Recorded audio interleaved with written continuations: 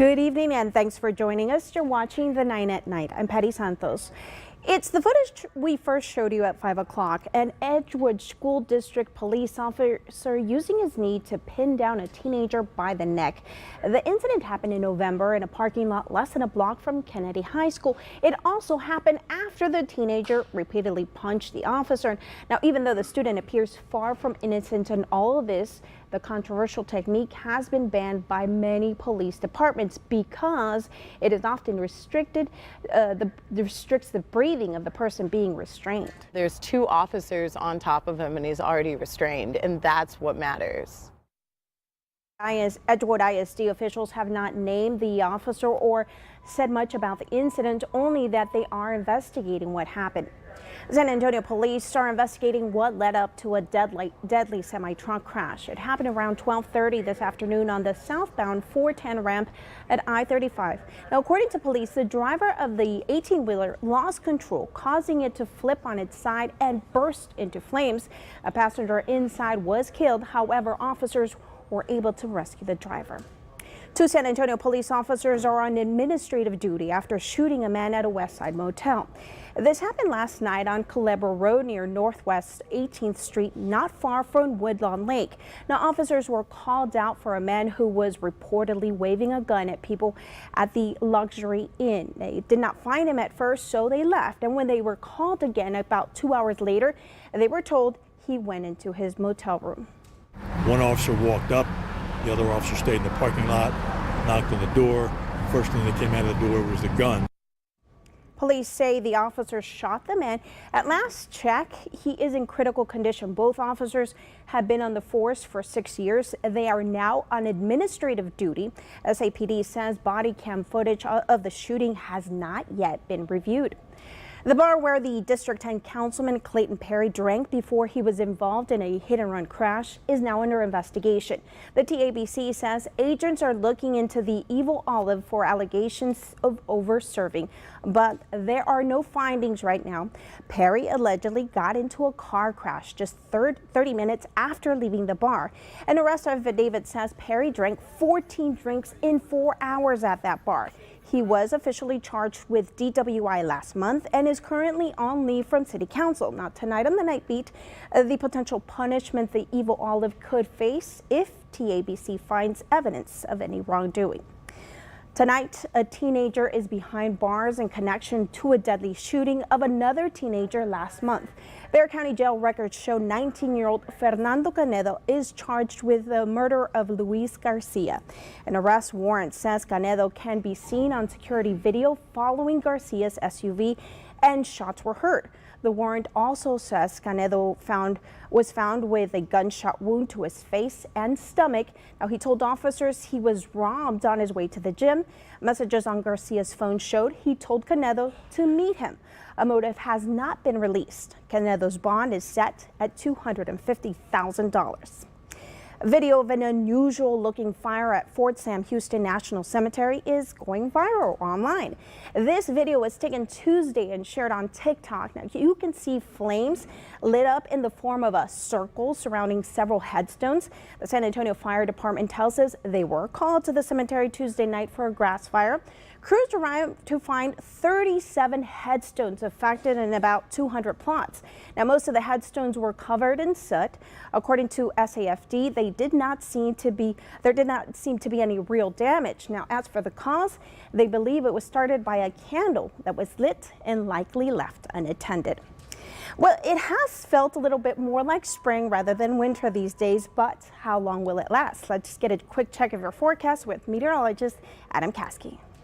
A bit of fog will greet us early tomorrow morning, 48 degrees, but sunshine will warm us into the mid-70s by the afternoon. So a clearing sky, bit of a breeze out of the south, at times gusting up to 20 miles per hour. That's going to boost the humidity. You'll notice the mugginess on Saturday. With it, drizzle, sprinkles, fog, overall dampness, but not really adding up to much. Just nuisance moisture on your Saturday. Saturday night into early Sunday, a few real showers are possible, but only a 30% chance, so isolated in nature and odds favor locations east of San Antonio.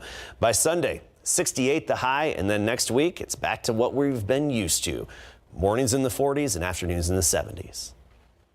All right, well, heads up. Here's a traffic trouble spot you're going to want to avoid tomorrow. TxDOT says Loop 1604 at Gold Canyon will be closed in both directions starting at 9 o'clock tomorrow night. That closure runs until Monday morning. Now, crews will be working on bridge repairs following a crash last week. TxDOT says 281 connector ramps to eastbound Loop 1604 will also be closed.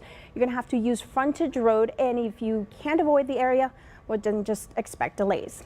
Voting is expected to continue tomorrow in the U.S. House, marking a fourth day of votes for House Speaker. So far, lawmakers have voted 11 times, but talks continue between Republican leader Kevin McCarthy and the group of members holding up the vote. 20 conservative members refused to support McCarthy, even with attempts to make new deals, including an offer to change the House rules.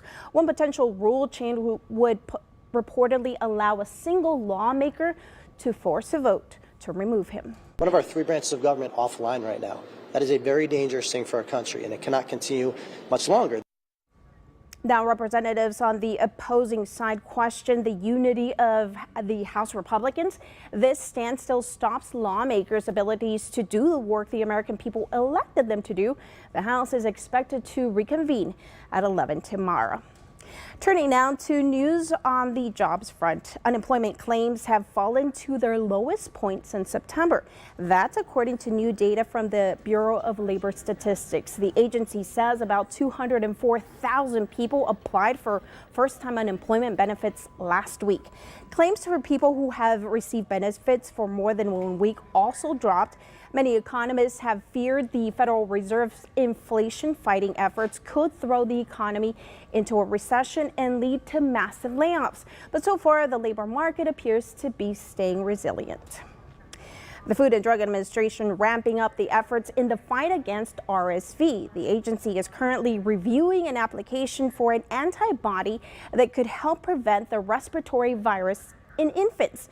The preservative would be the first of its kind antibody to help protect against the RSV in infants in their first year of life. While it can be mild for many children and most adults, studies show it's the leading cause of hospitalizations in all infants. What will they think of next? You can't help but ask when you see the thousands of robots and gadgets unveiled at the Consumer Electronics Show. 12 on your side's Marilyn Moritz shows us what's new and what's next.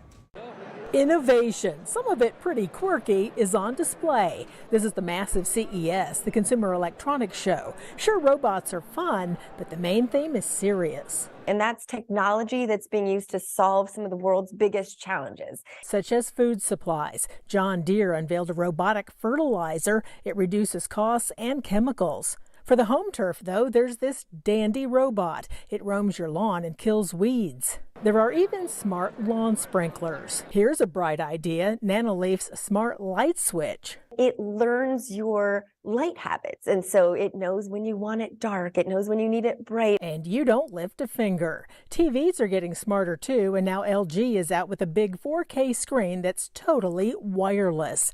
Even the bath mat has gone smart. You stand on it, and it does a full body analysis. There are plenty of gadgets and gizmos for cars, like this Nextbase IQ Smart Dash Cam. One camera points out, the other in. If it senses sound or motion while you're not there, you'll get alerted on your cell phone.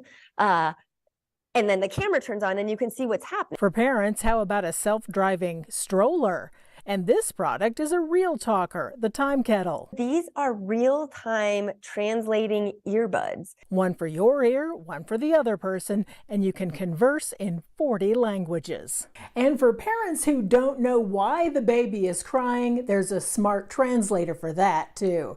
Marilyn Moritz, KSAT 12 News. All right, well, coming up tonight on the Night Beat, after earning health scores in the 70s, 2 local restaurants had multiple violations on their plates. Their cleanup efforts when we go behind the kitchen door. Plus, 2023 marks the beginning of a new Texas legislature and the debate over a $27 billion surplus. The spending priorities for lawmakers and taxpayers heading into next week. That is coming up tonight on the Night Beat. And we're out of time. The 9 at Night returns tomorrow. Thanks for joining us. Have a great night.